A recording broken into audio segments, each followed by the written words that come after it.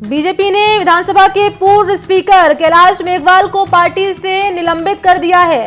तो मेघवाल ने एक सभा में केंद्रीय कानून मंत्री अर्जुन राम मेघवाल को भ्रष्ट बताते हुए सवाल उठाए थे, कई तरह के आरोप लगाए थे।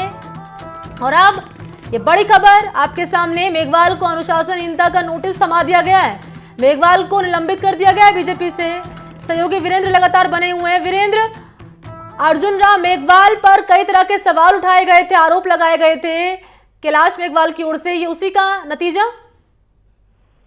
जी बिल्कुल, जो ये कैलाश मेघवाल हैं वो आज प्रेस कॉन्फ्रेंस कर पार्टी के जो नोटिस में जवाब दिया जाना था उसको सार्वजनिक कर दिया है। मेघवाल ने जो अपनी प्रेस कॉन्फ्रेंस में कहा कि मुझे बीजेपी ने निकाल दिया है, मैं चुनाव लड़ूंगा और बीजेपी को जो हजारों वोटों से हराऊंगा। और साथ ही उन्होंने पीएम मोदी, नरेंद्र मोदी हैं, उनके लिए भी लंबी चौड़ी चिट्ठी लिखी है। यही नहीं, विधायक जो कैलाश मेघवाल हैं उन्होंने बीजेपी के वरिष्ठ नेताओं पर भी हमला बोला है। इसके साथ साथ अर्जुन मेघवाल के ऊपर भी हमला बोलते हुए उन्होंने कहा कि अर्जुन मेघवाल जैसा भ्रष्ट व्यक्ति देश का कानून मंत्री कैसे हो सकता है, उस पर भी उन्होंने सवाल उठाए हैं। तमाम जो इन्होंने बीजेपी के लीडर्स हैं, जो दिग्गज लीडर्स हैं, उनको लेके कैलाश मेघवाल ने सवाल उठाए। साथ ही आपको बता दें कि वसुंधरा राजे के जो खेमे हैं उसको भी पूरी तरह समाप्त करने की साजिश रची जा रही है, क्योंकि ये जो कैलाश मेघवाल है वो लगातार वसुंधरा राजे के साथ रहे हैं।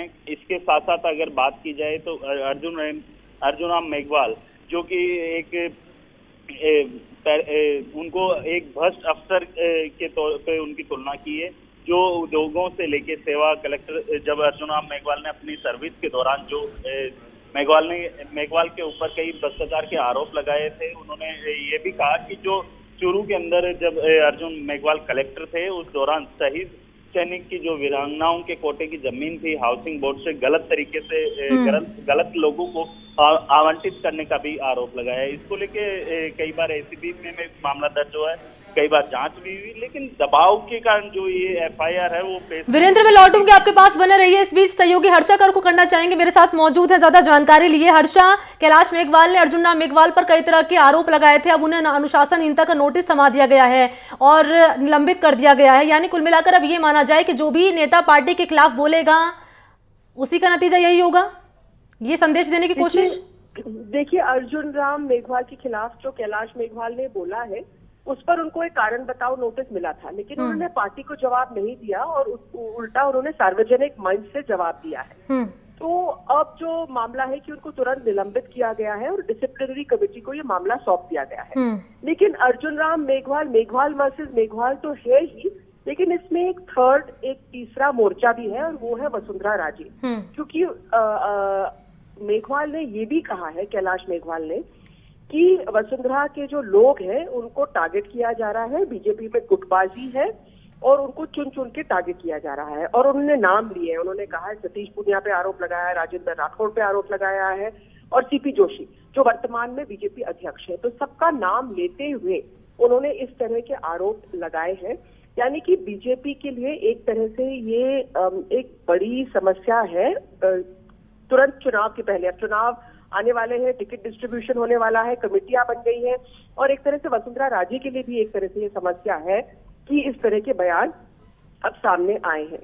क्या करेंगे कैलाश मेघवाल? देखिए, भैरव सिंह शेखावत के समय से नेता है, जनसंघ से जुड़े हुए हैं बीजेपी में और उन्होंने ये भी कहा है कि अब वो उनसे पूछा गया क्या आप अशोक गहलोत की तरफ जाएंगे, तो अशोक गहलोत की काम की प्रशंसा करते हैं और उन्होंने ये साफ कह दिया है कि वो बीजेपी का कोई भी नेता उनके सामने खड़ा हो शाहपुरा में, वो उसको चुनौती देने के लिए तैयार है। तो 75,000 वोट से जीते थे, तो यानी कि शाहपुरा की जो सीट है वो अब एक तरह से मुश्किल में जरूर पड़ गई है बीजेपी के लिए। जी अच्छा, ये निलंबित कर दिया गया, हर्षा, इसके क्या संकेत और क्या संदेश माने जाए? देखिए, निलंबित कर दिया वो साफ है कि आप सार्वजनिक, अगर पार्टी ने उनको एक कारण बताओ नोटिस दिया है तो सार्वजनिक मंच से इस तरह के आरोप लगाना, इसको एक पार्टी का एक डिसिप्लिन का मामला है, वो एक अलग बात है। संकेत ये नहीं है, कोई भी पार्टी ऐसे करती है कि कोई, चाहे वो कांग्रेस हो या बीजेपी हो, अगर पार्टी के खिलाफ आप खुले मन से बोलेंगे तो पार्टी के पास और कोई चॉइस नहीं होगा। इसका संकेत तो ये है कि इसका राजनीतिक अब इसका क्या परिणाम होगा, क्योंकि चुनाव के पहले अगर आप इस तरह की चीजें बोल रहे हैं और आप वसुंधरा राजे जो एक बड़ी नेता है वहां पर, और वो एक तरह से बीजेपी का फेस हो सकती थी, लेकिन उनको नहीं बनाया गया। तो जो गुटबाजी की जो बात कह रहे हैं, जो है राजस्थान की बीजेपी में अलग अलग टाइम देखने को मिली है, उसका वो जो ये खुले मंच से बोल रहे हैं ना, उसका राजनीतिक परिणाम क्या होगा? क्योंकि हर्षा कोई छोटी बातें नहीं, बड़े आरोप लगा रहे हैं, कह रहे हैं कि अर्जुन राम मेघवाल ने महाराष्ट्र के एक नेता से टिकट दिलवाने के लिए 1.5 करोड़ रुपए लिए हैं। तमाम तरह के आरोप लगाए गए हैं। अर्जुन राम मेघवाल जैसा भ्रष्ट व्यक्ति देश का कानून मंत्री कैसे हो सकता है? और आप जैसे कि यहाँ पर बात करें वसुंधरा राजे की, तो कह रहे हैं कि उनके खेमे को खत्म करने की साजिश चल रही है क्योंकि निलंबित कर दिया गया कैलाश मेघवाल को। तो वसुंधरा राजे का कोई रिएक्शन सामने आया इस पर? देखिए, ना तो वसुंधरा राजे का रिएक्शन सामने आया है, ना अर्जुन राम मेघवाल का आया है सामने इस अभी। लेकिन पहले अर्जुन राम मेघवाल बोल चुके हैं, खंडन भी कर चुके हैं, और जो उनपे आरोप लगे हैं उनका वो खंडन कर चुके हैं पहले ही। दूसरी बात ये भी है कि कहीं ना कहीं कैलाश मेघवाल भी इसलिए बोल रहे हैं क्योंकि वो साइडलाइन है। वो उन्होंने खुद ने भी कहा है आज प्रेस कॉन्फ्रेंस में कि मैं पहले हीरो था और अब मैं जीरो हूँ। तो उनको जो जिस तरह से पार्टी साइडलाइन कर रही है, हमने उनसे ये भी पूछा कि भाई आप भी राजनीतिक कारणों से ही बोल रहे हैं क्योंकि कहीं ना कहीं आपका जो अंदर कलह है। तो उन्होंने कहा हाँ, एक समय में मैं हीरो था और अब मैं जीरो हूँ। और पर उन्होंने ये भी कहा है कि पार्टी अपने सिद्धांतों से भटक रही है और इसलिए उन्होंने ये मुद्दे रेज किए हैं। तो एक तरह से ये बवाल जरूर मच गया है राजस्थान बीजेपी में, और अब इसका असर हमको देखने को मिलेगा चुनाव में, क्योंकि अगर गुटबाजी है तो ये बीजेपी के लिए एक बड़ी चुनौती है। बीजेपी ने बहुत कोशिश की है कि गुटबाजी को दूर करें, इसलिए सीपी जोशी को खास बुलाया गया कि वो बीजेपी अध्यक्ष बने, साधारण चेहरा है, सबको साथ देने वाले हैं। क्योंकि सतीश पूनिया और वसुंधरा राजे के जो आमने सामने थे, वो तो उसको वो सबको मतलब वो कोई छुपी हुई बात नहीं थी। तो इसलिए सीपी जोशी को खास लाया गया कि जो चुनाव है उसके पहले वो पूरा मतलब संगठित होकर बीजेपी चुनाव लड़े।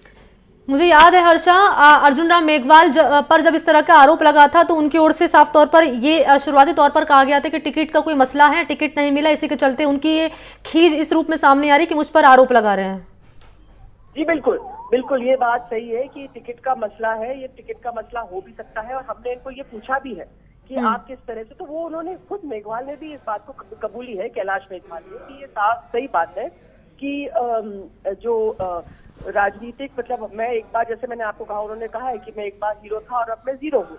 और उन्होंने ये भी कहा है कि जो पुराने लोग हैं उनकी राय नहीं सुनी जा रही है, उनका जो वो कहना चाहते हैं वो नहीं सुना जाता है। और उन्होंने ये भी कहा कि मैं मोदी जी के खिलाफ नहीं हूँ, मैं उनको सिर्फ चेताना चाहता हूँ, उनको चेताना चाहता हूँ कि क्या हो रहा है पार्टी में। जी अच्छा, यहाँ पर हर्षा मेघवाल की ओर से ये भी कहा गया था, यहाँ पर कैलाश मेघवाल की बात कर रही हूँ, कि अशोक गहलोत अच्छा काम करते हैं तो उनकी मैं तारीफ करता हूँ, राजस्थान में भाईचारे की राजनीति रही है और हमारे अच्छे संबंध हैं। तो इसके क्या मायने निकाले जाएं? क्या हम ये समझें कि अब यहाँ कांग्रेस की तरफ कहीं ना कहीं इनका झुकाव नजर आ रहा है कैलाश मेघवाल का? बिल्कुल बिल्कुल बिल्कुल। देखिए, ना सिर्फ उन्होंने प्रशंसा की है, उन्होंने पहले भी कहा था कि